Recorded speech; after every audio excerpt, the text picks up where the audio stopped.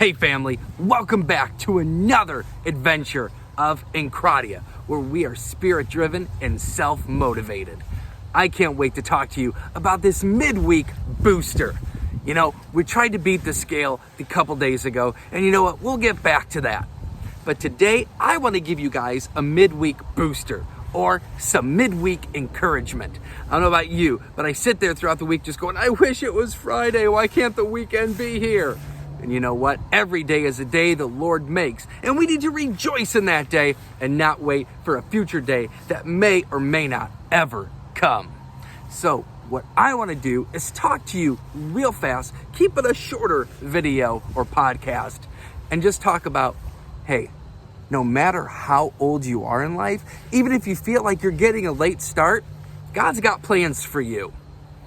Recently, when we've been talking on Wednesday night kids church, we've recently gotten to the story of Noah. Great story. Unless you think about all the people being hit by the boat and trying to climb onto the boat and all the other animals dying. It's a really great story other than those two aspects. But Noah was 480 years old when God asked him to build the boat. And it took him another 120 years to build the boat to finish. He was 600 years old before he even stepped into what God had called him to do. He had to work for 120 years, but he sat there and built into that calling for 480 years. That's right. He was righteous during that whole time, but God had a special plan just for him. And God has a special plan for you too, because you are a person with a purpose. How do I know? Because you're still here.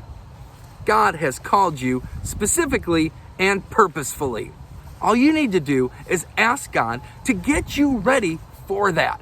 And you know what? You may be thinking, it's too late. I missed out on so many opportunities. It's never too late for God. God works on his timing, not on your timing.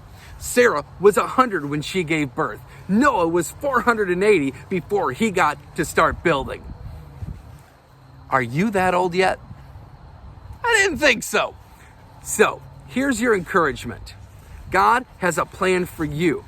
All you need to do is trust and get started on what God has called you to do.